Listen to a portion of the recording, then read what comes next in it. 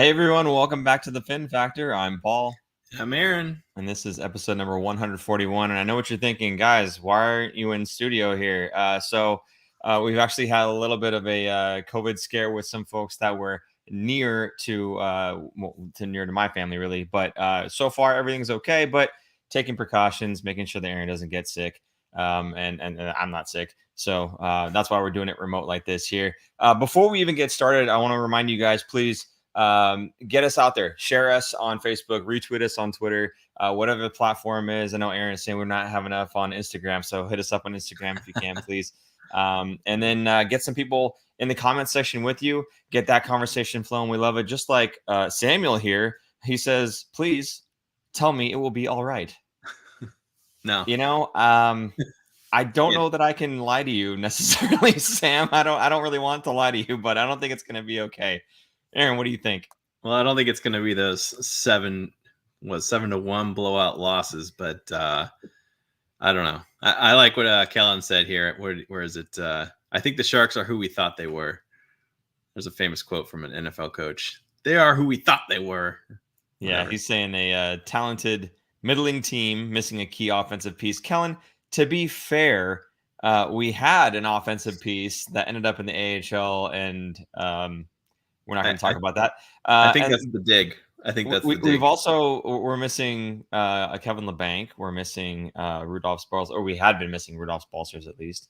So I think you're right. You're saying there's riddled with COVID problems and lack of consistency and experience. I mean, I have to agree with you. I think with some of those players back on the roster, maybe it would have been okay for Sam. But as of right now, with Noah Gregor sitting on that second line, maybe we'll get into that one a little bit later on too. I don't know. But anyway, Aaron, where do you want to start off here? We had some games that we didn't get to talk about from the previous week, and there's like 4 or 5 of them, I think, now. So do you want to start there? Where do you want to go? I think we just go with the good news of Timo time with the 5 goals. What do you think? All right, go ahead and we'll start there.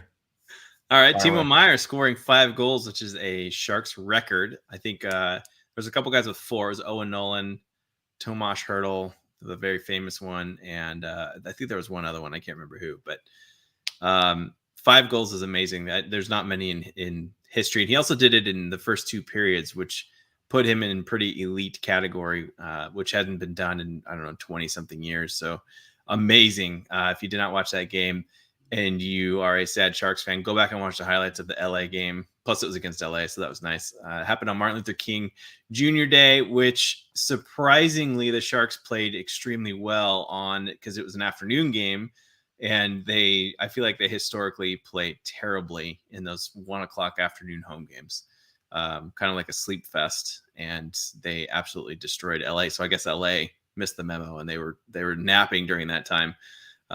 Because it really seemed like that game they could have had more goals. Like it could have been a situation similar to the Tampa Bay game, which was only a couple games later after this. Yeah.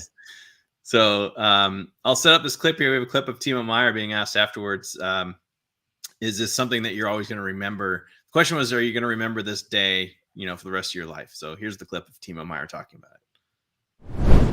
Yeah, it's definitely remember this day, and then especially when it's a holiday. It's definitely pretty cool. But I hope it's there's going to be another game like that. You want more of that. But like I said, enjoy it, but don't get too high and go back to work.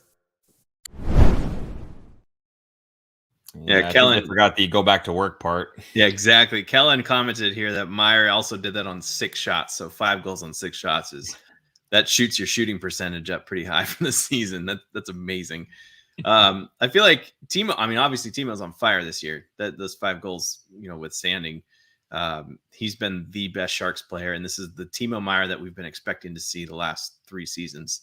So good for him. And he also was named to the All-Star team, which we'll get into later. But interesting that he did say that, like you just mentioned it too, Paul, about not getting too high and keep working. And they did not do that.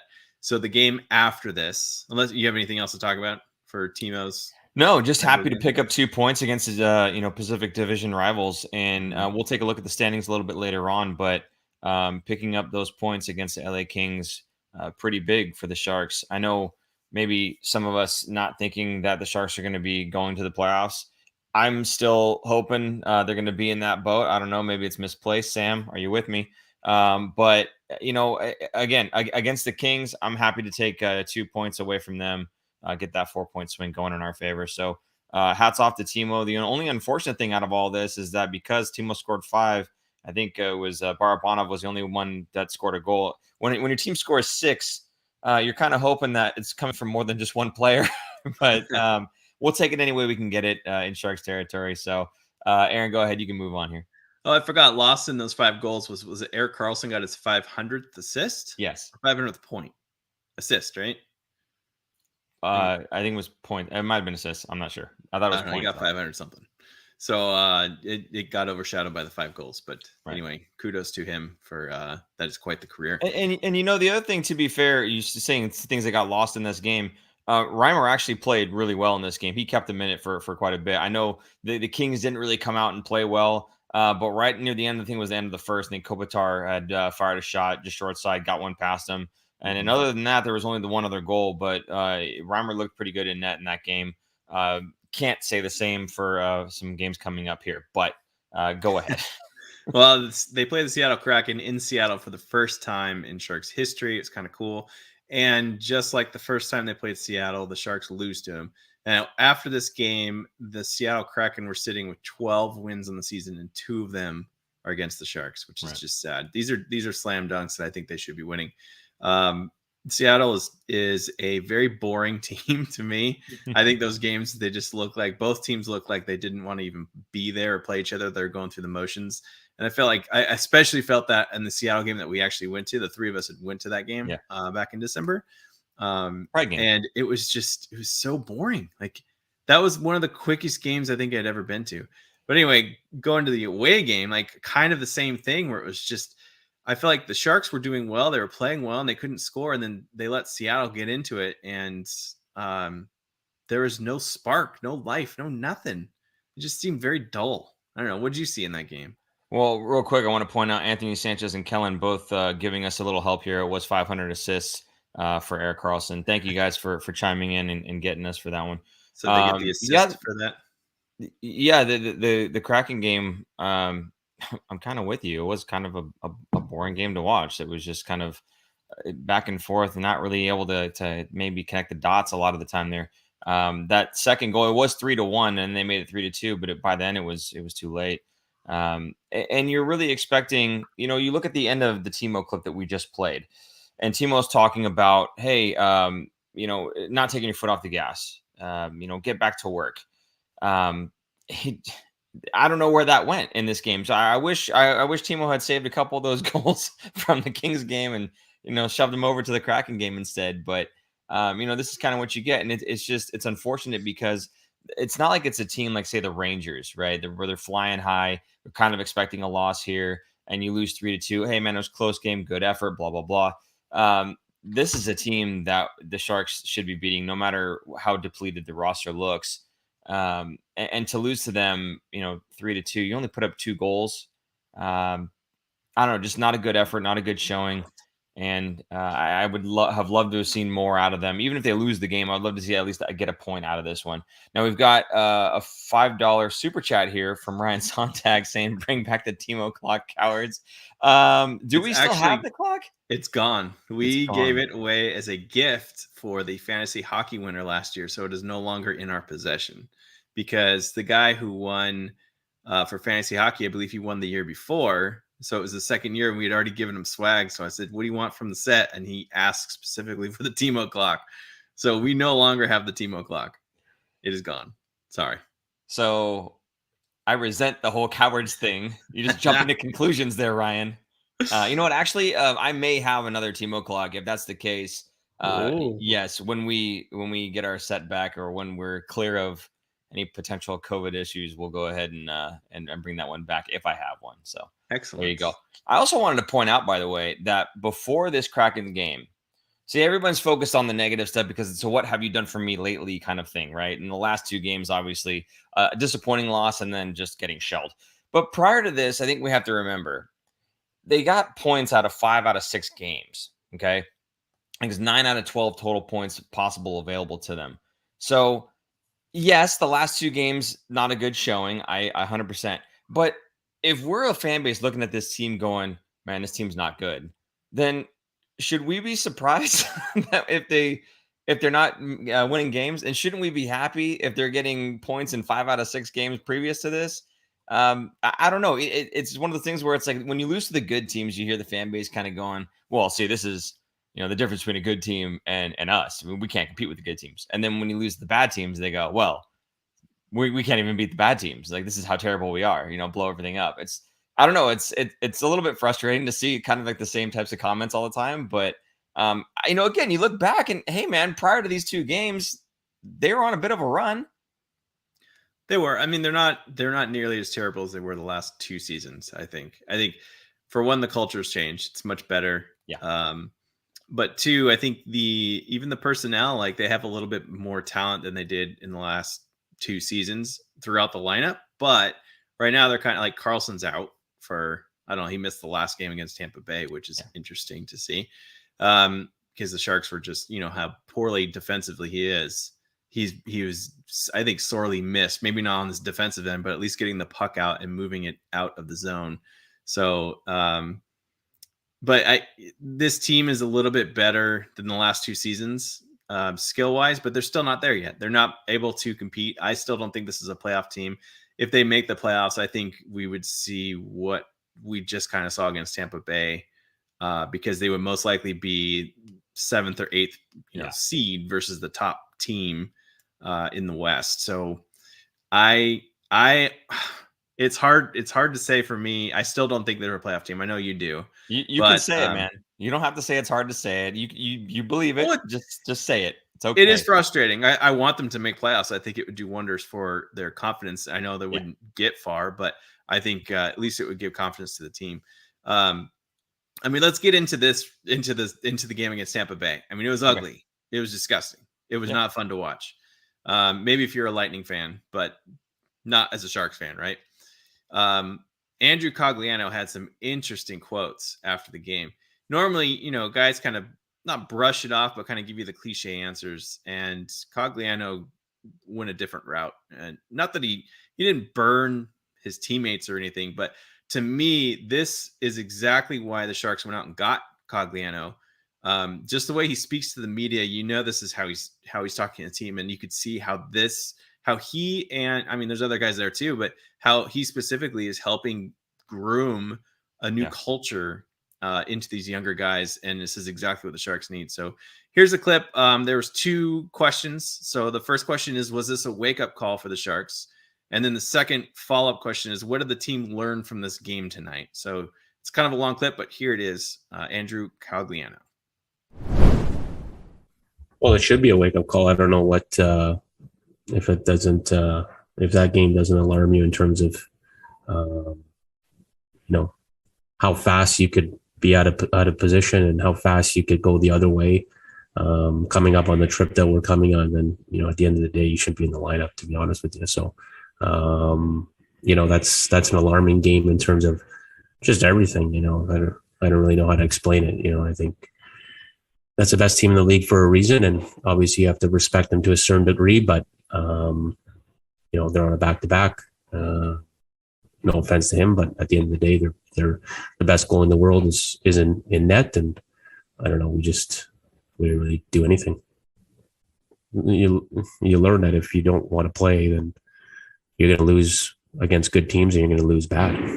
Simple as that. I think it's pretty obvious when you play teams like that, and not only do you not execute, but you just don't compete. And obviously we thought we were close to their level, and proves that we're not even close. So at the end of the day, if what you need to learn, it should be a massive wake-up call for our team that's played hard and battled through things all season, but no one really cares. No one cares of the standings, and other teams are fighting for the same position and they don't care, and they want us to lose, and it's on us to play hard and win games and be close in games against good teams.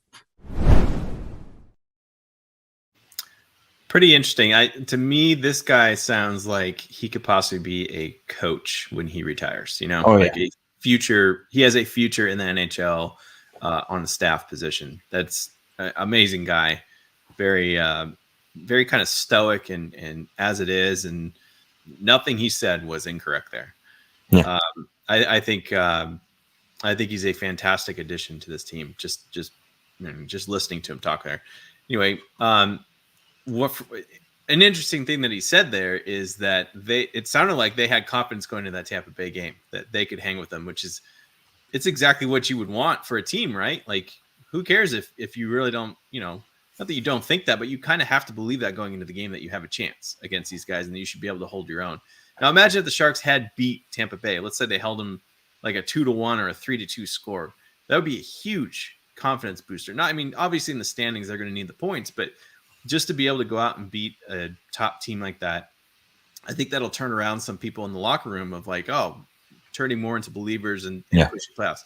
Then you go out and you get destroyed 7-1. It's almost like the opposite effect there of like, wow, we are not even in the same, stratosphere as the top teams in the NHL.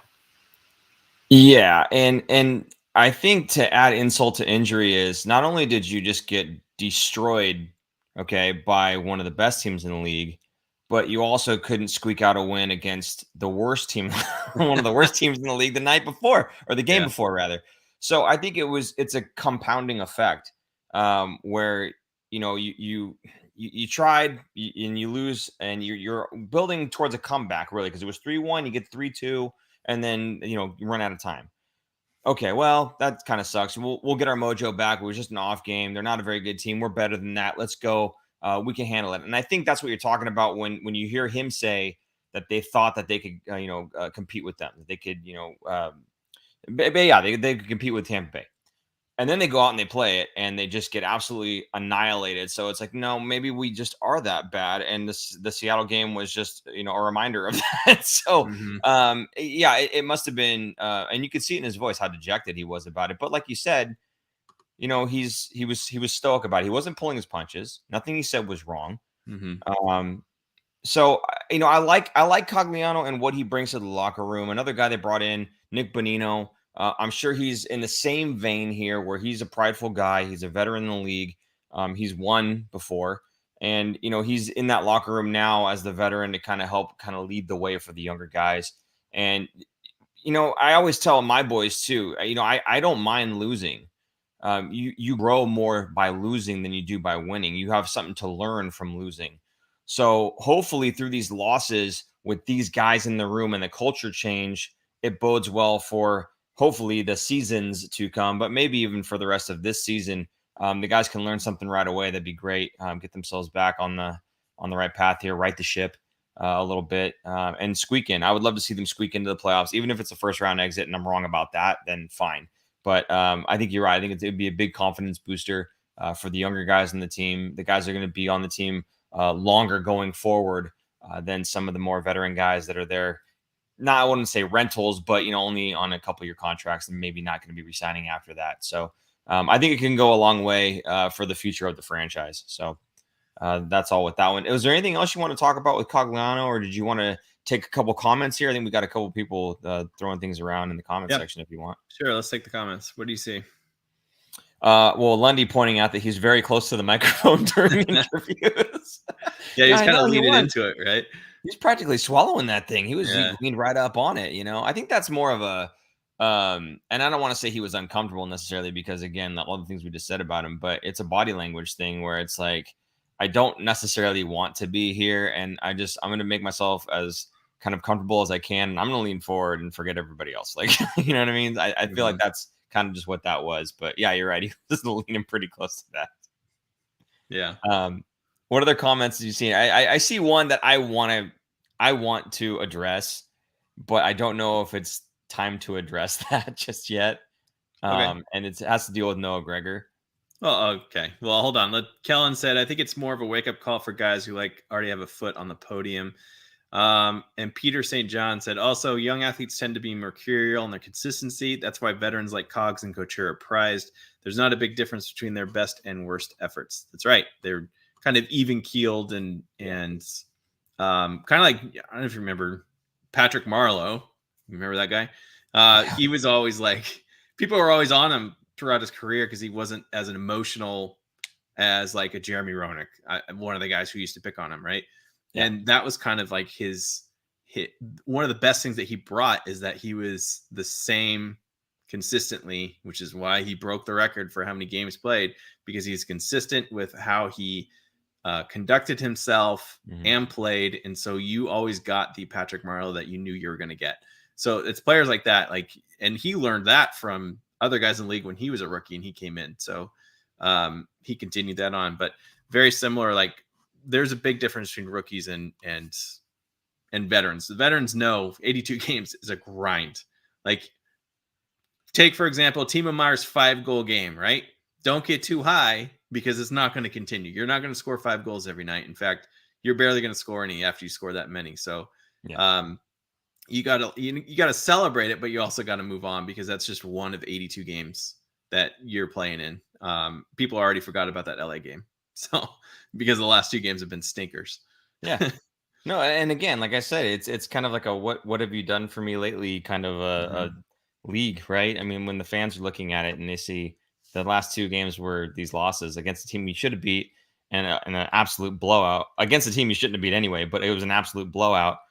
Forget the fact that they had 5 out of 6 games worth of points, right? So all that stuff goes out the window. That's kind of like our show is more of a macro view, kind of going back to our basics of we're doing a macro weekly view of the Sharks stuff rather than a show after every game, kind of like a post-game show. We don't need to dissect everything down that much. So we like to take things in chunks like that to kind of be more, for us, be more even keeled on the Sharks. It's a lot. You take the average, right? Because then you don't get these massive roller coaster spikes of emotion, right? You talk about being mercurial, and you know, if you get super high after the Timo game, then we had everything, we're awesome, we're gonna win, and then you see the 7-1 game, and it's like, well, we're terrible, and trade everybody away. It's like you have these range of emotions. You just end up being bipolar. So I think it's just better to kind of like Aaron said, we take them, a few games at a time, and we kind of talk about the average, really. So sometimes, though, that average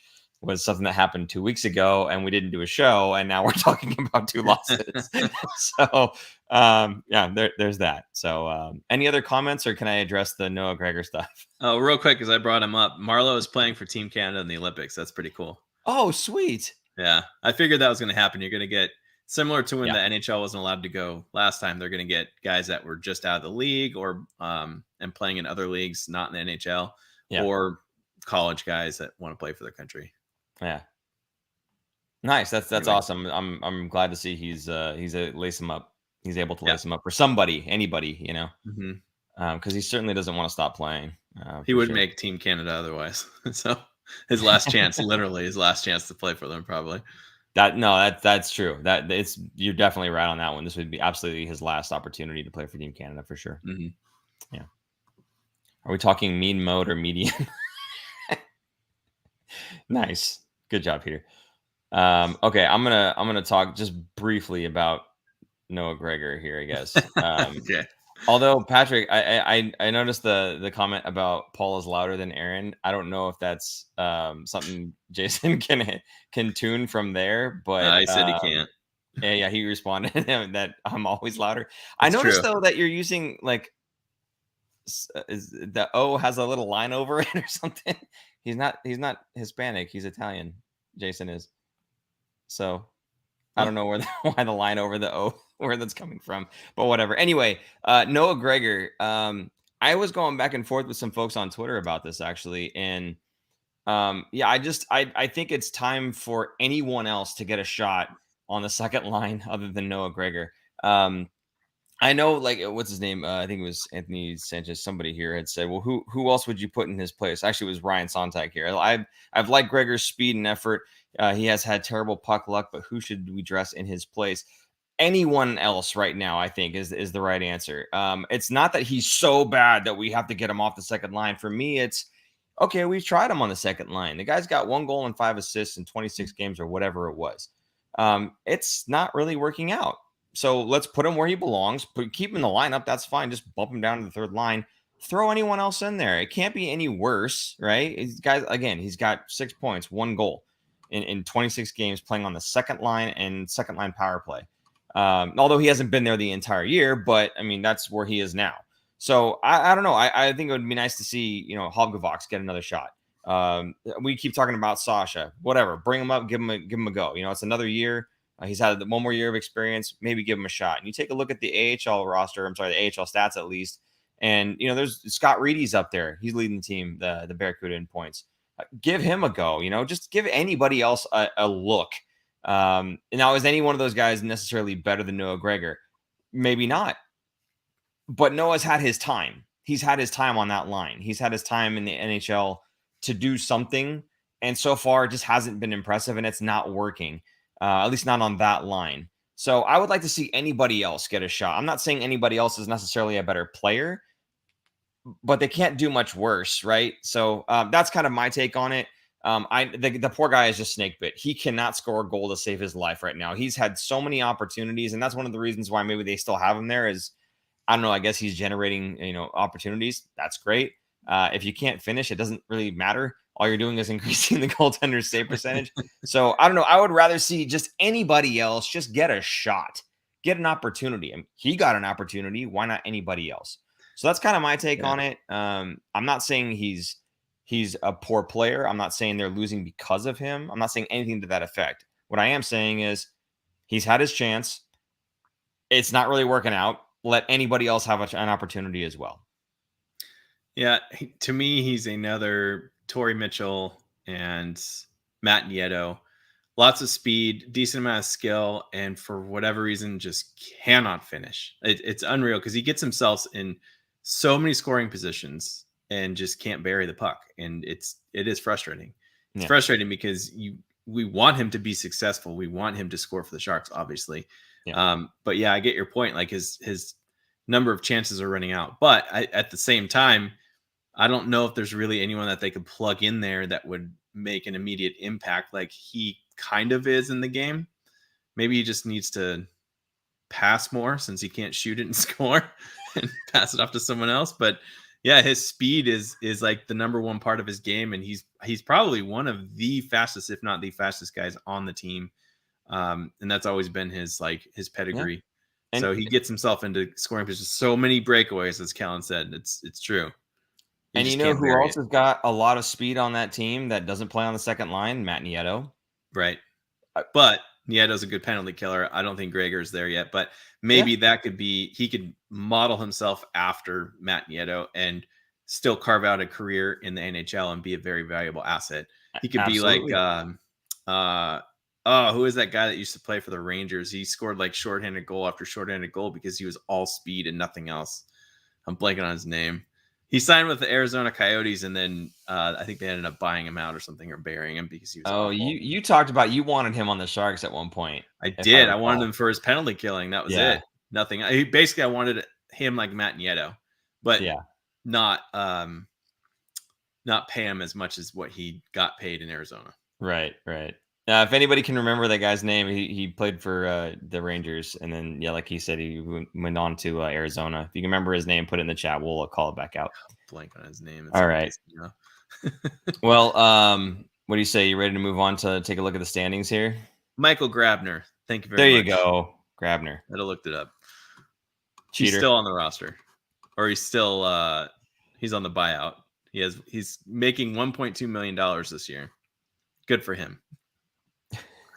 Maybe he'll be on Team Canada, wherever he's from. I forget where he's from. I don't think he's Canadian. Yeah. Anyway, you want to talk about the standings real quick? Yeah, go for it. All right, let's show up the standings. Here's a graphic of where the Sharks are currently. This might have been actually before the Seattle game finished tonight, but the Sharks right now are currently in fourth. You're like, oh, that's pretty good. But then when you look at the actual points percentage, it is not so good. The Sharks are in 6th out of 8th at points percentage because Edmonton and Calgary's had so many games postponed due to COVID restrictions in Canada. So, I mean, Edmonton has been in a free fall. I don't know if you've been paying attention, but they have been hot garbage lately. It's fantastic to see. So they're coming down to earth. Calgary is still up there. Points percentage wise, it's Vegas, Calgary, LA, Anaheim, Edmonton, San Jose, Vancouver, Seattle.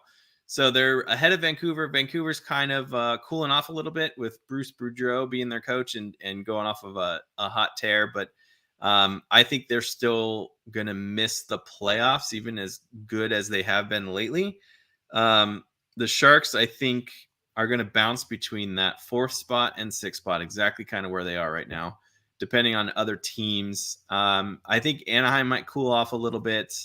And I think LA is kind of surging right now, but I think they're also going to cool off in a little bit. So I still think it'll be Vegas, Calgary,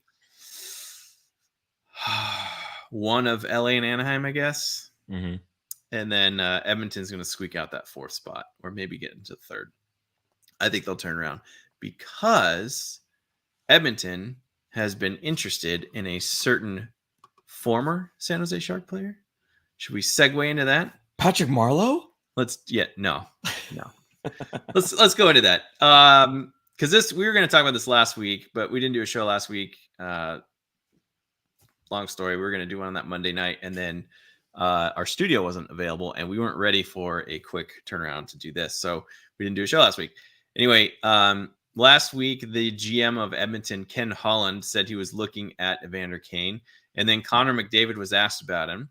And I'll read here what Connor had said, which is a big deal because Connor is, the reigning usual MVP every year and scoring title.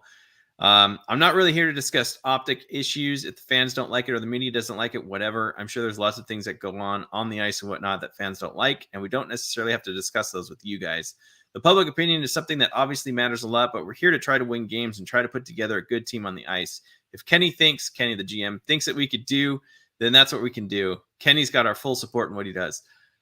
That is an interesting statement. I came late. Have we talked about Kane yet? From Chris Sharp. Thanks. Here we go. It's an interesting statement because they are obviously overlooking everything that isn't the off-ice thing, off-ice issues, which he has multiple across many years. So it's not just something, one thing, two things, three things. It's a lot. This is a team that is desperate to get back into the playoff hunt. They need a spark, and they think that this is where they're going to get it. So who's the number one power forward that's not signed with a team right now? Evander Kane. Who's probably going to sign with somebody? Evander Kane. Now, I think this could possibly been a leak by his agent about all of this, because that was like the start was, Edmonton's kind of rumored to have signed him. Someone had posted on Twitter. It was kind of weird because some random account had posted that Edmonton just signed him, and then his agent retweeted it, goes, nope, no thing signed yet. It's like, okay, come on, man. You're leaking this so that other teams go, someone's going to, Edmonton's going to sign him. We better throw in our name in the hat. So let's do it. So, anyway, so I think that's what it is. I think it was a leak by the agent, which forced someone to ask the question to Connor McDavid, and that forced him to release that kind of statement. So still imminent. I think it's going to happen this season. What do you think?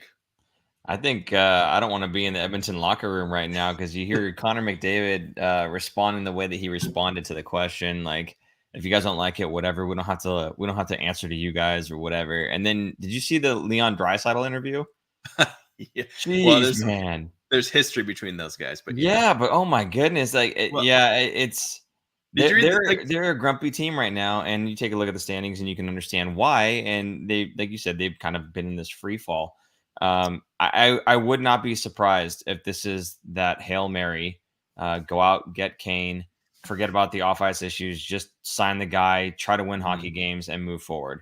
And honestly, it'll probably work. It worked for the Sharks for at least the first year or two, right? So it'll probably end up working out. If they have them longer term, that's where I think maybe they need to be a little more careful. And obviously we've seen that firsthand, but I think in the short term, it's probably not a bad idea for a team that has the mojo and lost the mojo and is just trying to get it back. And it can certainly surge themselves back up to the top of the Pacific. If we're only talking about on ice hockey, not stuff in the locker room, not stuff on the street, or not on the street, but outside of the locker room, I mean to say. So I'm pretty sure he would behave himself, and all Edmonton fans would be like, "Oh, you guys are idiots. You could have signed him. He's great." And then the Edmonton will start winning. And then you give him a 3-year deal, and then you see what we're talking about. Yeah, exactly. 1-year deals from now on. Keep him on his toes.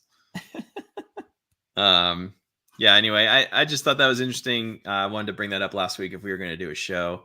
It was news back then. Just wanted to talk about it. So what's interesting is he's no longer under contract for the Sharks, but he has a grievance with the NHLPA.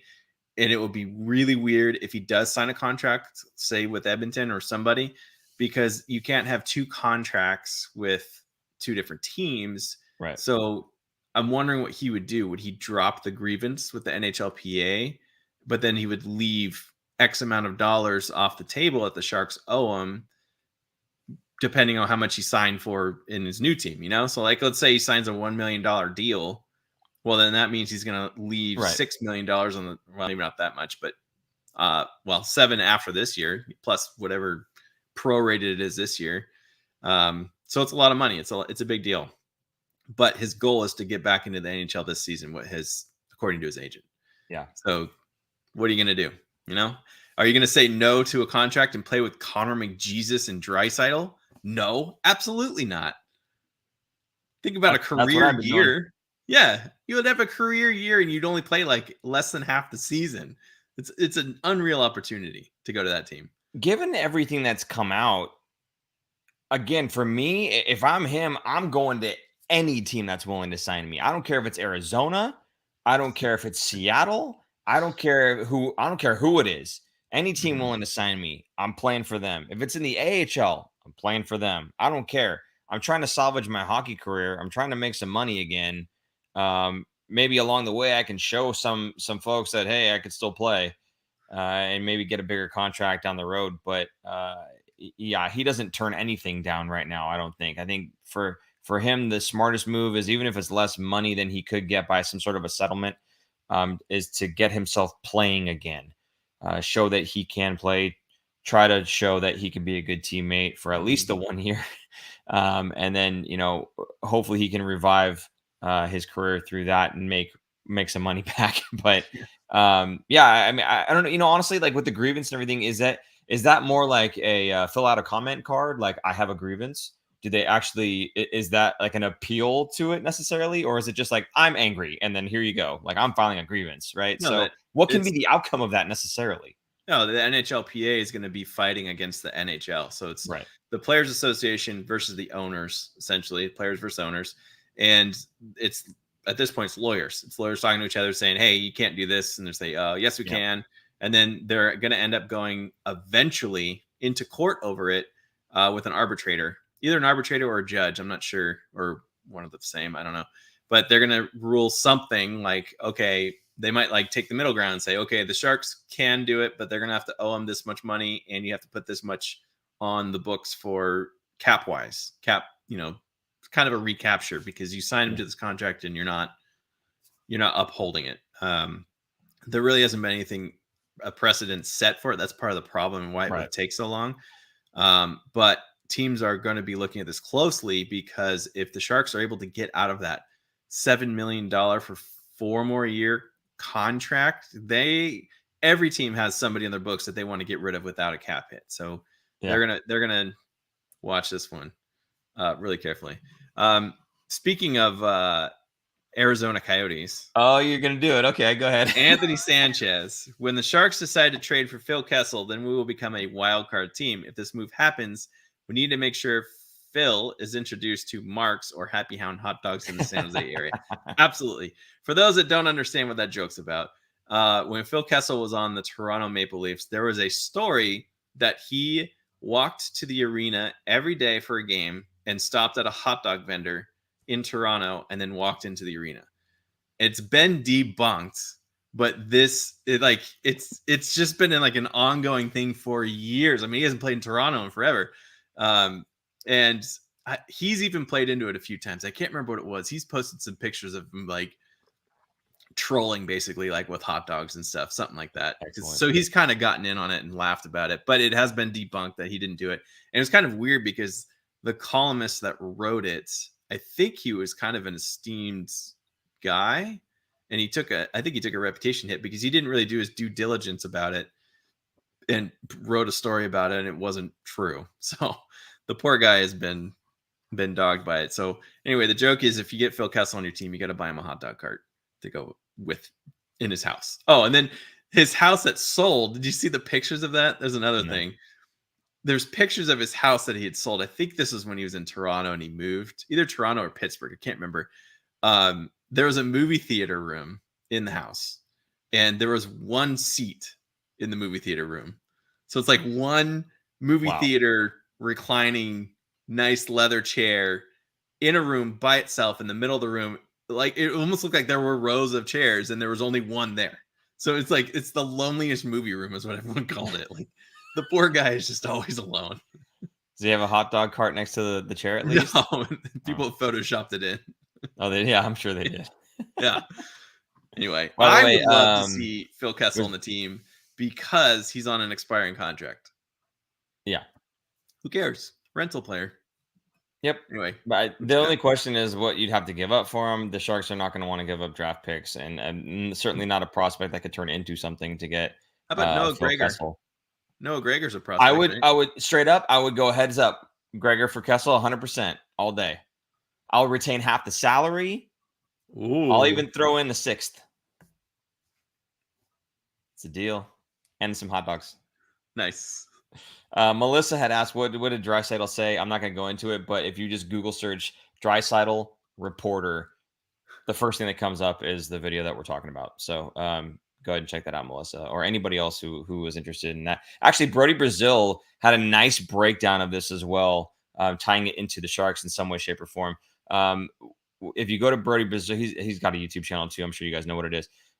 He did a really nice breakdown of the reporter's question and how everything just kind of deteriorates over a very short period of time. He did a great job doing it. So, well, leading up to that interview or the question asked, the Oilers have only played like one game in a week for like a couple weeks. So they've been practicing a lot and practicing. And the reporters have nothing to ask because they haven't played any games.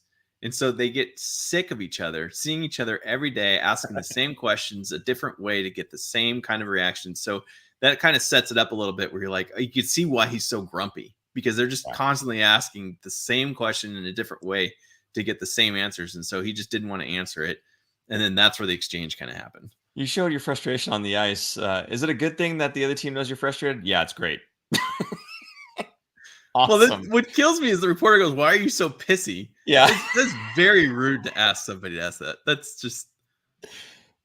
Why do you think? Anyway, okay, cool. So we talked about the standings here. You don't think the Sharks are going to be crawling their way back in now? If they do, they're just, to me. I mean, I said this in the beginning of the season. I think they're going to be a bubble team, kind of like right there, but not quite enough, and they're going to be fighting for it all season long. That 4th spot, the wild card spot. I'm going to butcher this name, but Ramirez 8320 says, I'd take that trade. Phil wouldn't be all pissy about it either. Well done. Tying it all together. Full circle. All right. Let's go ahead and we see, we got Meier going to the All-Star game representing the San Jose Sharks. I don't know. You had something else you want to talk about with this one here, but I think it's great to see somebody other than we've had Burns in there a few times. Carlson's obviously gone a few times. And I think Couture made it the was his rookie year or something, wasn't it? It was a while ago that Couture made it. So kind of nice to get Timo in there representing the Sharks. Obviously very deserving this season. He's been killing it, doing such a great job. Like you said earlier in the show, showing that he's the guy that we thought he would be, at least for this season. Which is kind of funny because it's not a contract year. So, it's just great to see, and I think it's well deserved. Yeah, I think so. I think the All-Star game's kind of weird, just the way it's all set up because it's based on division, and then I can't remember. It's 3-on-3 now, so they're not taking as many players as they used to. But it's interesting that both teams. You look at the rosters. There's only one defenseman on the Pacific Division. And one in the Central Division. And how many? The Atlantic has 2, and the Metropolitan has 3. So it's just funky how it's all set up. I guess they're going to have forwards being playing defense. I mean, I can't remember. I don't really watch the All-Star game that much. It's not that the All-Star game itself isn't as interesting as I like the skills competition. I think that's a lot of fun to watch and different. Plus, the players get to take their helmets off, so you get to see their faces. I think it's great for the NHL, more exposure for them. But the All-Star game just doesn't interest me. What I like to see is people getting named to the All-Star game. At least, they get to have that in their careers. And it's funny because like when you look at the list, it tells you who made the All-Star team and how many appearances it makes for them. Johnny Gaudreau's on the team and he's 6th right now. And Connor McDavid is only 5 times, which is weird. I would think that McDavid would have more, but he hasn't been in the league as long. Yeah. So I don't know. Hurdle, I think, could have made it, but they just don't take as many players. So there's only really like 2 spots that would double up kind of on a team. So it's McDavid and Draisaitl. Duh. Like there's no way that those guys aren't going to be there. And who's the other team that has 2? Looks like Anaheim has Troy Terry, their forward, and John Gibson. So they have 2. So you remember when they voted in John Scott, of course, right? Right. If Evander signs with Edmonton, would the fan vote potentially? I don't like where this is going. I'm just saying it can happen. Got to be prepared. Right. Yeah. You didn't sign All-Star Evander Kane. What's the matter with you? Is the All-Star game weekend even relevant from Chris Sharp? Relevant to it's what? A celebration of skill. Yeah, it's putting all the league's best players together in a game to see who would win. But now it's changed because now it's a 3-on-3 tournament, which is cool. It's fun. It's exciting, but I think it's already kind of getting a little stale. And to me, like the football, NFL has an all-star game. They call it the Pro Bowl. And nobody watches it because it's garbage, because nobody's going to hit each other. I think that needs a revamp. But what I like about it, what they should do is just make it an all Madden team and just name the players. They don't need to play in a game. Like, who cares? I almost feel the same way about the NHL game. I don't really need to see these guys play together. I like the skills competition. I think that would be really cool if they did everybody doing all the skills things. Like fastest skater. Connor McDavid is probably going to win. Yes. But it would be funny to see how much faster he is compared to the slowest guy that's at the All-Star game. I think that'd be hilarious, right? Make everybody do the skating, and then you have everybody ranked. Yeah, but that's kind of demeaning to the guy who's the slowest too. That's terrible. They just talk smack to each other. You know what I'd love to see though? Here's what I'd love to see. I'd love to see fastest skater forward, fine. I'd love to see for defensemen, fastest skater backwards. That would be cool. I would love to see that. Now somebody would probably crash and burn and smash their head into the boards, and that'd be the end of that. But I think it'd be a showcase of skill in a different way. So I think it'd be cool. People are laughing at my voting for Kane thing. Anthony Sanchez, of course, very correctly saying it's too late to vote for Kane. Thank you, Anthony, for killing my fun. Also want to address, before we move on to the next topic here, Patrick Cabral saying, let's not trade away Tomas right when he is finally becoming the player the Sharks need right now. So unfortunately, the reason why everyone's talking about trading, and I'm sure you know this, but the reason everyone's talking about trading him is because he's on an expiring contract. So unless he wants to re-sign with the Sharks, it would suck to have him walk and not get anything in return for him, because he's such a great player. You can certainly get a nice haul coming back. And if he's not going to re-sign because he wants to play for a team that, I don't know, is competitive, then it would certainly be nice to be able to pull a prospect, a roster player, draft pick, things like that, get that for him. Otherwise, gosh, it would suck to have him walk. So if the Sharks are not looking like they're going to be a playoff team, which currently it doesn't really look that way, they're in the mix, but as Aaron pointed out, they have a lot more games played than some of the teams that are below them who are surging. So it looks like we're probably going to be, like you said, that bubble team, maybe not making the playoffs. If that's the case, do you really roll the dice and not get a return on Hurdle and risk him going somewhere else? I don't know. I don't know if that's the best idea. As much as I like Hurdle and I would want to keep him, and I hope that they re-sign him as a core member of this team moving forward. If that's not in the cards, you have to trade him. You have to get something for him. It would just be terrible not to. And on that note, we're going to start off with a roll call before we move on. So, Aaron, do you have a topic for them? I mean, we've got some doomsday topics here. So can we get something uplifting? I don't know. Will we see another Shark score 5 goals in a game? Okay. Can we have a realistic roll call? All right, roll call. Tell us where you are watching from, and if I don't know, what do you want to ask? If Hurdle's going to get traded? And Chris Sharp's question: if you were Hurdle, would you sign here honestly? Oh, all right. There you go. Where are you watching this from? And if you were Hurdle, would you resign here in San Jose? I think next season the Sharks are going to be much more competitive. They're going to have a lot of their younger guys ready to make the jump to the NHL. Eklund. And I think they're going to land a couple free agents that will be much better. What if Doug Wilson strikes a deal with Hurdle secretly and says, hey, go be a rental player, go win a cup, and then come back and sign with us. We're going to trade you for this, this, and this. And next season, I promise you, I mean, like he did it with Kevin LeBanc, right? Yeah. Not that he was a rental player, but he's like signed for dirt cheap and then I'll take care of you. Yeah. Imagine if he does that. Possible. I'm just going to throw that out there, throw it in the universe, see what happens, see if it sticks. I like that the first thing out of Doug Wilson's mouth, according to you, is going to be, hey. Hey, you. Just get to the point. Hey. Man, we got a Sydney, Australia here in Vancouver, BC. Way to go. Nice. Thanks for tuning in. We appreciate you guys. That's awesome. And, of course, Lundy, Minnesota. There you go. I would resign if Braun came back. Oh, he's got to he has to say Braun's name at least 4 times in our chat. Otherwise, it just doesn't, it's not a show.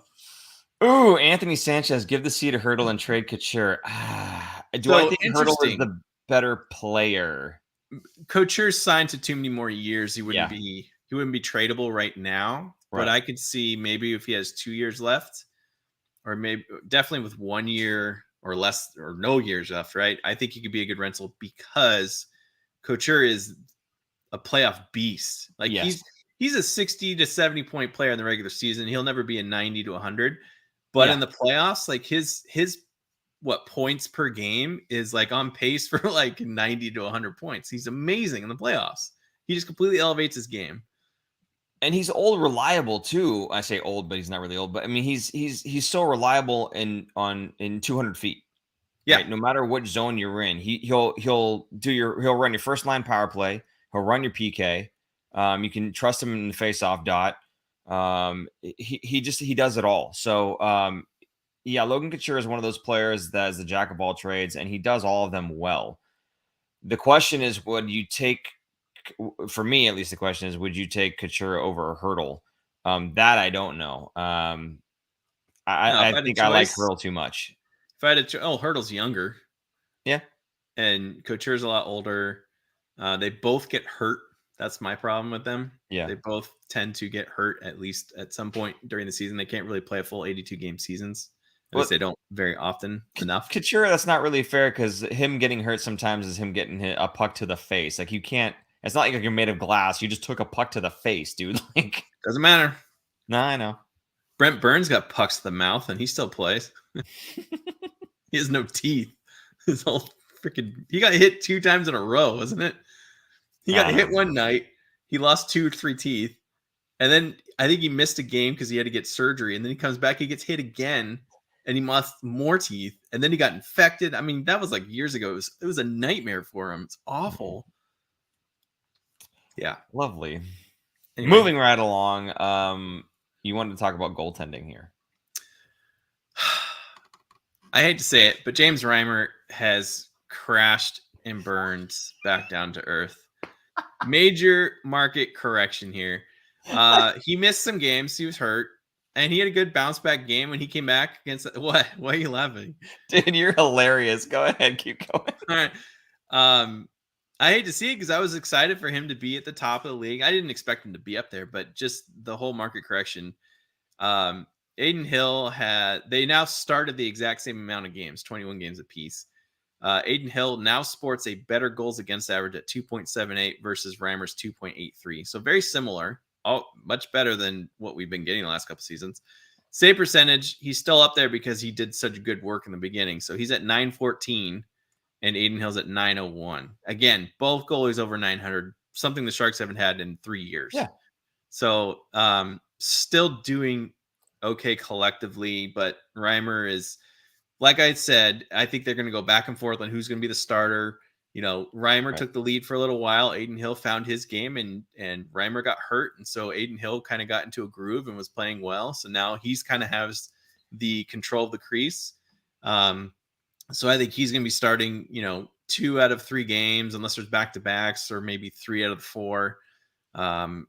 So it's kind of interesting. It's a 1A, 1B, and they're exactly 50-50 here right now. It's halfway point in the season.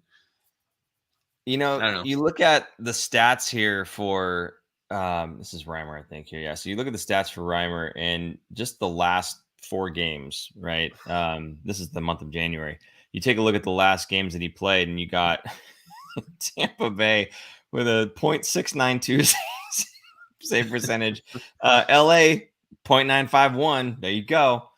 Detroit, the loss in Detroit, the 6-2 loss in Detroit, I should say, that as a 833 save percentage, and the 8-5 loss to Pittsburgh, in which wasn't all him. They split it, but it was a 647 save percentage. The thing is, everything I said right there, only one of them was over 900. That was the 951. The rest of them were 833 or into the 6s. And yet on the season, he's still the better goaltender with a .914, right? So you're saying market correction, and I agree. Like, he's coming, I don't know if I would say crashing back down to earth. That's just, it's good visual there. But, you look at how bad this last month has been, just the last month alone. And he's still got a 914 save percentage. So he must have been doing really, really well at the beginning of the season.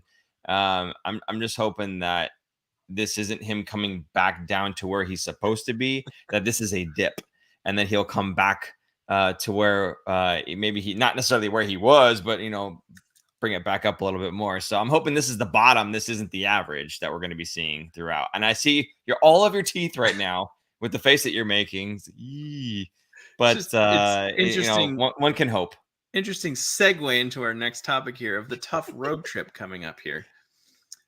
Wednesday in Washington, Saturday at Florida, Sunday back-to-back at Carolina, and then the next Tuesday is at Tampa Bay. Yeah. These teams are disgusting. And real quick, interesting note against the Florida game. This will be the first time Joe Thornton has played against the Sharks since he was on the Bruins, because the last 2 years when was he on Toronto? Because of COVID, they didn't play each other. So the last game was November 6th, 2003. And Joe Thornton was 24 years old playing against the Sharks, and they tied 5-5 because this was before the lockout, when they still had ties after overtime. They didn't have the loser point at this point. I don't believe. Did they? God, can you remember? I don't think they did. Maybe they did. I'm lost in these comments. These comments are hilarious. Go ahead. Keep going. Jumbo had 2 assists, and Scott Thornton, which is his cousin, had 2 goals in the game. Just crazy. Just such a throwback. It was Thornton, Dampus. Was Owen Nolan of the team then? He might have been. Like, just some real throwback names there. Nabokov was playing. Like, yeah. Anyway, go on. You want to say something? No, you're fine. Keep on rolling. Yeah. All right. Anyway, these 4 teams, this is a really tough road trip. The Sharks are currently, we showed the standings earlier, they're currently in a 4th place in the division. I don't think they're going to still be in 4th place at the end of this road trip. I think they are, speaking of crashing down to earth, I think we're going to see, we're going to talk about a game that's on Tuesday. So we usually only talk about the next week, but this is the 4 games. I would say in these 4 games, I would be happy. I would be surprised if they came away with more than 3 points. So you think they're going to win one, or they're just going to lose 3 in overtime? I think they'll win one somehow, probably in a shootout. And then Okay. So let's real quick. Florida lost tonight to Seattle, 5-3. in So Seattle. they're beatable. At the same time, I feel like, unlike the Sharks losing to Seattle and then going and playing against Tampa Bay and thinking, hey, we're gonna come out all guns blazing and then get stomped. I think Florida's the type of team that's gonna go, man, we just lost to Seattle. Coach is mad. Let's stomp all over those Sharks. So I feel like that's probably going to be the case with Florida. I think Florida's going to come out real hard and heavy because they're not happy with that one. Now, I hope that Florida's got a game in between now and then, because we do have the Caps first. So that leaves a gap for Florida to play again. I don't know if they do or don't. Hopefully they take it out on whatever team that is, and then they forget about it. So I don't know. See, Seattle's whole strategy is to bore you to death, which is what they did to Tampa Bay. That's why they beat them. Nice. Just such a vanilla team. So vanilla. Ugh. Speaking of standings, by the way, LA did beat New Jersey tonight, and St. Louis over Vancouver 3-1. So, so they're LA up, Vancouver down. Yep. Kind of going along with what you were saying. You were saying Vancouver's probably not going to climb back in, and LA is going to be one of those teams that's fighting with Anaheim. Yep. Good on you. So, anyway, just wanted to throw that out there real fast. But yeah, as far as the next 4 games are concerned, Capitals, I mean, that's just such a tough one. Anytime you're going up against the grade 8 Alex Ovechkin, that's a hard game to play there. So I'm not too sure about that one. I'm trying to figure out where you think the win is out of all this. The Panthers, maybe. Like I said, Seattle showed that they can do it. Why not us, I guess? And speaking of why not us, Carolina Hurricanes. No, that was the Columbus Blue Jackets had the why not us thing, the America's team thing. Anyway, so there's Carolina. Carolina's a great team. The Lightning, again, they stomped us 7-1 recently. So, and now it's going to be back in Tampa Bay again. So, yeah, these next 4 games, we're going to come back on the show and people are going to be like, yeah, see, we can't compete with the best teams. It's like, well, but we're saying they're not a good team. Like, what do you want, man? Like, I don't know. Yeah, the more you know. There you go. So, I don't know. I'm not sure. You're saying you'd be happy with 3 points. I'd be happy with a point coming out of all this. Are you kidding me? And usually I'm the more optimistic one. You're going through the gauntlet here, bud. Florida's points wise, first place in the league is 61. Yeah. Tampa Bay's tied with them at 61.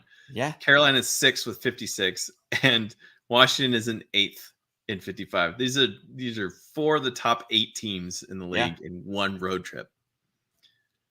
Wednesday, Saturday, Sunday. So Saturday, Sunday, you've got a back-to-back between the Panthers and the Hurricanes, and then you get Monday, and then you have to play the Lightning on Tuesday.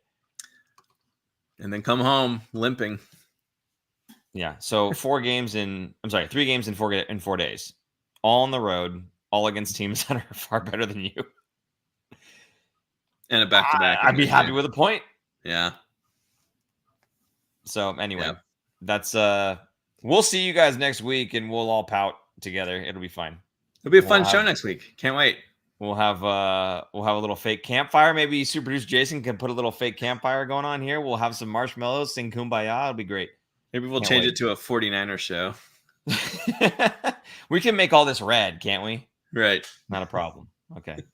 Okay, cool. So you're way more optimistic about the week coming up than I am, but yeah, there you go.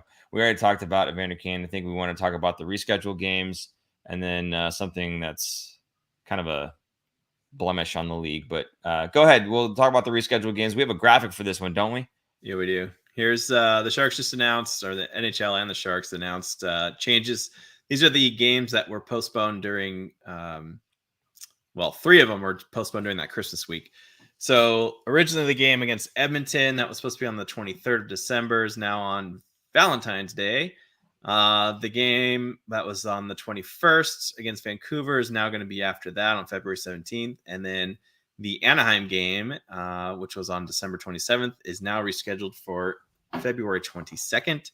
And then the Vegas game that was at the end of the season on April 10th, or towards the end of the season, is rescheduled for Sunday, February 20th. So what they're doing is, because the players aren't going to the Olympics, the NHL players are not going to the Olympics. They kind of reworked some games around that. They also made this decision during that Christmas week, I think right before they announced it. So not a big shocker. They're trying to rework everything. The problem is logistics, getting all the arenas free, because like the San Jose Sharks, like SAP Center, they had, multiple events scheduled during that time. So just logistics of working out when teams can fly in and play each other and where, and getting sure that they have the ice time and space, because there's other things going on. So it took a while. That's why it's what are we, January 20 something, 23rd. It was almost a month later that we finally found out when these games are going to get rescheduled. They also wanted to, because teams had 3 weeks off for the Olympic break. They're kind of moving some things around. That's why you saw one game at the end of the season moved in there, so that teams aren't too idle, sitting around and not playing each other while other teams are making up a lot more games. Right. So yeah, that's the schedule. So if you ever printed out a Shark schedule, you might want to print out a new one, because now it's changed. And who knows? I want to point out. I'm sorry. What? Go ahead. Okay, I want to point out Peter St. John saying, "You skate over here, you go limping back." I feel like Captain America because I get that reference. That's from the Nutty Professor. And that's actually not a bad chirp if you were on the ice and you wanted to say something to an opponent to get underneath their skin. That is the right way to do it. Aaron, we have some examples of the wrong way to do it, don't we? We do. We have here's some tweets.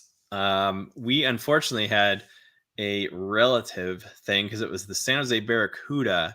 These are two different racial incidents that happened, and they're disgusting. They have absolutely no place. These weren't NHL level, but it was pretty close, right? So we had one in the AHL, one in the ECHL, which is below the AHL.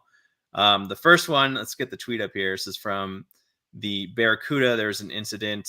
I think producer Jason's like cursing himself, saying, "Where is this thing?" Here we go. The AHL suspended Barracuda forward Christoph Hrabek. I don't even know if I'm butchering his name, and I don't really care.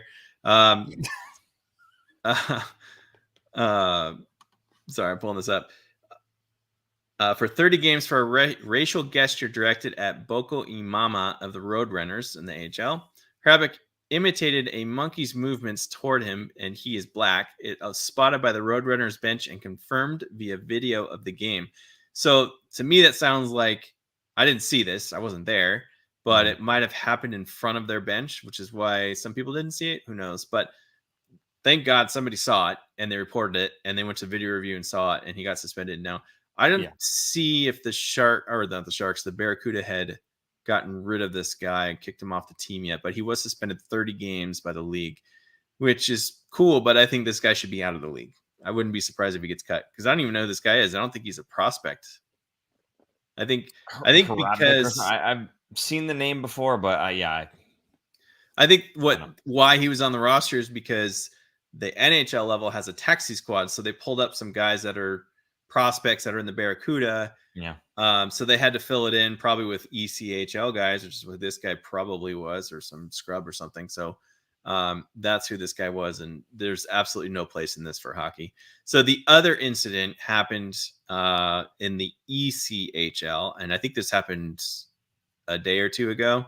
So we'll put this tweet up. This was, so the original Jacksonville Iceman tweeted, "Overtime began with a rough fighting resulting in multiple penalties on both sides." That kind of underscores what happened. So Jordan Subban, who was the guy who was fighting, said more like Panetta, who was the guy that did this, was too much of a coward to fight me. And as soon as I began to turn my back, he started making monkey gestures at me. So I punched him in the face multiple times, and he turtled like a coward that he is.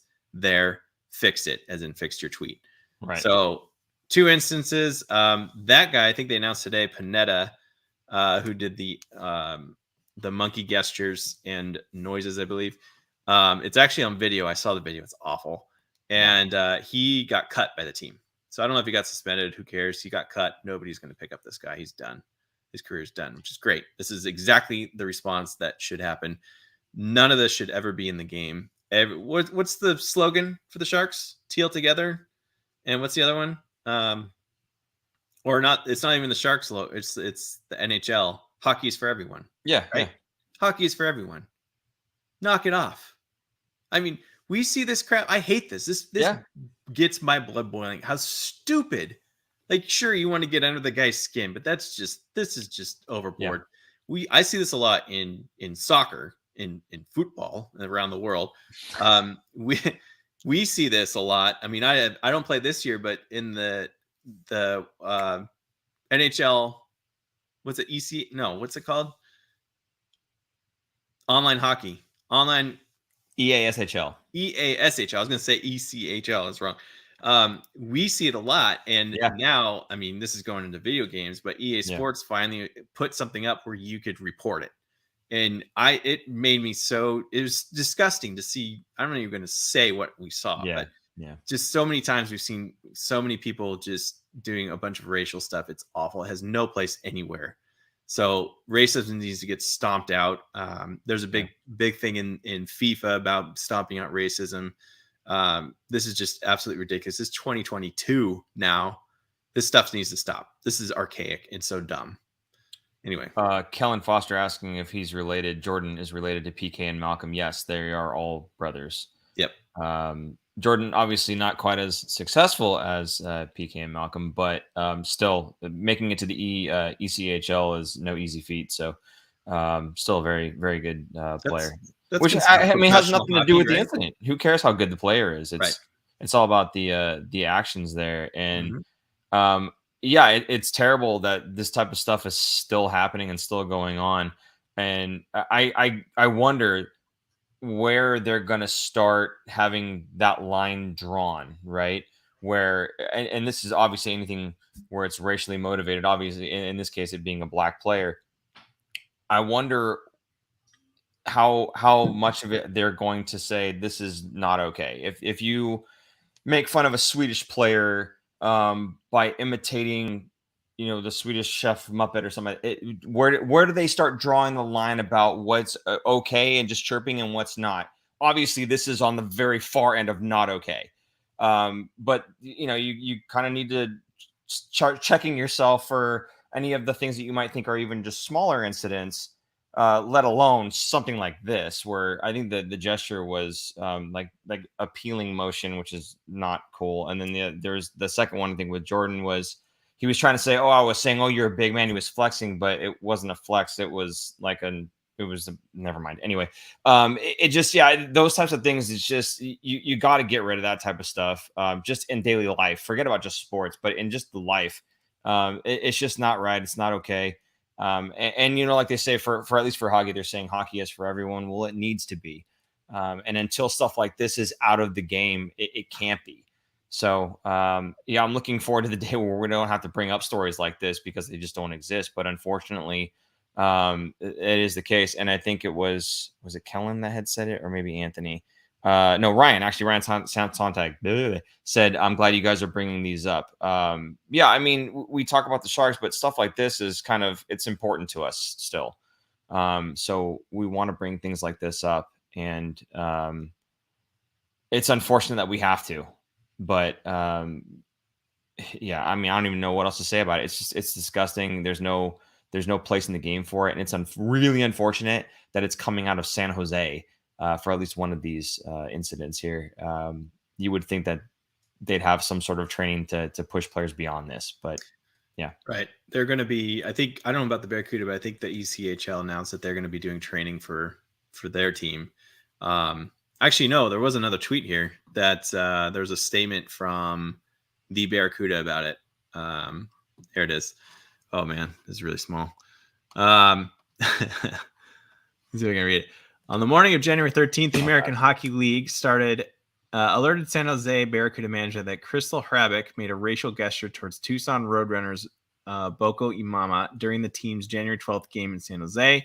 He was immediately removed from all team activities pending an investigation by the AHL with full cooperation with the Barracuda organization. Following the investigation, the AHL announced today that he would be suspended for 30 games with the potential to apply for an early reinstatement on March 12th, pending an evaluation of his progress and training provided by the NHL Player Inclusion Committee, which is something that's new. The Barracuda and Sharks organization were appalled to learn of this incident. We offer our sincerest apologies to Boko, the Runruggers organization, the AHL, our fans, and the entire hockey community. While we support the ability for individuals to atone and learn from the disrespectful incidents in this context, these actions are in direct opposition to the Barracuda and Sharks organization's values. In connection with the NHL's league-wide effort to foster an inclusion culture in hockey, the San Jose Sharks and San Jose Barracuda have partnered with the Respect Group to launch a series of trainings and workshops for personnel and players. So they are doing something about it. I'm sure they went to the NHL Player Inclusion Committee, which used to be, wasn't Evander Kane one of the people in Hockey that? Diversity Alliance? Maybe it's different. Maybe it's something else. Yeah, I think that's still a separate thing, but okay. In fact, Hockey Diversity Alliance, Kellen Foster's got hashtag tape out hate. I saw a commercial that they had done where they've got that on stick tape, and they're just wrapping their stick tape around the sticks with it and whatnot. And so that's kind of, I guess, the hashtag for that one. So if you're listening as a podcast as well, feel free to check out that hashtag and get some good information there. Yep. And I forgot to mention this, Subban, going back to him, he said that he grew up with this. It happened at juniors. It happened in, I forget some other names he named. He said in the professional leagues, it's happened a few times. This wasn't the only instance that he's ever had to deal with. It's very unfortunate, and this should not happen. See, and the correct way to chirp, as Peter St. John is saying, he says, I like Wingle's chirp at the Otter when he lost his stick and was complaining, what do you need a stick for? You're not going to score. That's a good chirp. There you go. So let's stick to stuff like that. Tape out the hate, I think. So also Peter saying, can you imagine what kind of stuff Willie O'Ree heard when he played? Yeah, I can. And because back in those days, I mean, far worse. But yeah, I can only imagine. I'd really rather not bring it up. So I'm going to skip right over that. But thank you for bringing that up. Bring some awareness. Hopefully, again, we don't have to bring this type of stuff up anymore, but it's just unfortunate that that's probably not going to be the case. There are probably going to be other incidents that we end up talking about. Mm-hmm. So on that downer, Aaron, anything else you wanted to bring up or a comment or anything else you want to say? No, I don't think so. I think that'll do it for me. All right. Very good. Well, hey, guys, we did appreciate you guys stopping by, and I think we got a $5 super chat. So, again, thank you so much for that. We appreciate you supporting the show. Feel free to head over to thefinfactor.com. We've got shirts and fanny packs now and water bottles, as Aaron has right there in front of him. I think he can display one for you. There you go. We even got some hoodies all of a sudden. This is some good stuff. Ooh, nice. There you go. It's got the taking a sip with the logo showing and everything. Tastes better, too. Well done. So yeah, feel free to hop over to thefinfactor.com. Check out the product page, support the show. That's what you're doing when you purchase any of those products. And it does help us keep the lights on and be able to do stuff like this, where we had a remote session today instead of being able to be in a studio. So again, thank you guys so much for that. Please remember also to make sure that you share, retweet, whatever it is on Instagram to something our post. Please feel free to do that. No wonder it doesn't get any love. I don't know anything about Instagram. That's why. This Instagram is all you, buddy. I do the rest of the stuff.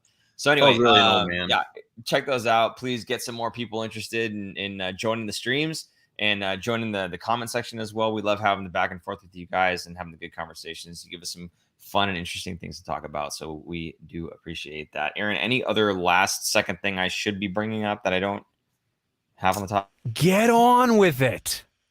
Yes, get on with it. Yes, get on with it.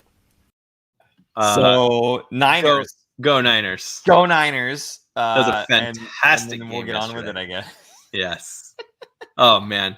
Aaron Rodgers getting trolled like crazy. It's fantastic. Yeah, we're beating LA. We're playing the Rams. So yeah, it'll be we've already beat them twice this season. So it'll be an interesting game. Hopefully, third time's a charm. Maybe we'll have an episode 1 of like the Niner Nation or something like that, and just do one show. And that'll be it. Oh, actually, we should talk about next week's show because the Niners play on Sunday. We don't want to compete with that. Yeah, not gonna work here anymore. So, well, one way or another, we'll let you guys know. If you're not subscribed, please do so. You'll know when we have the live stream going. Hit the notification bell and you get that. Also, if you're not following us on Twitter, it's at the Fin Factor. On Facebook, same thing, the Fin Factor. On Instagram, it's just Fin Factor because of an 8-year-old. And you'll any of the things that we post, obviously you'll see it. So when we know when we're doing a show, then you'll know as well. There you go. Oh yeah, and then there's our own separate ones as well. So there you go. Okay, that's going to do it for this show. Guys, thank you again so much for tuning in. We really appreciate it. For super producer Jason, I'm Paul. And I'm Aaron. And we will see you guys sometime next week. Go Niners. Go Niners. Bye-bye. Thanks for tuning in. If you like this episode, check out our other content, especially interviews. You can interact with us directly through social media at The Fin Factor and on Instagram at Fin Factor. And don't forget to join our live streams on YouTube. Visit our website at thefinfactor.com, where you'll find all of our episodes as videos or podcasts. You'll also find our exclusive merchandise to help support our show.